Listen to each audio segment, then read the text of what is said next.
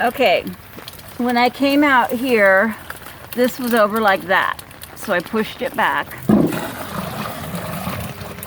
That was covered with a bunch of debris that I pulled away.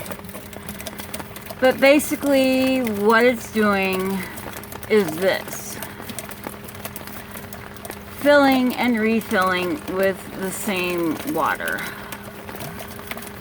And I don't know if you can see, should I close that gap? I'm thinking that's not supposed to be like that. I don't know.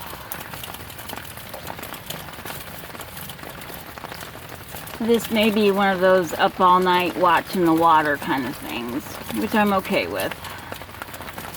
But this just doesn't look right to me.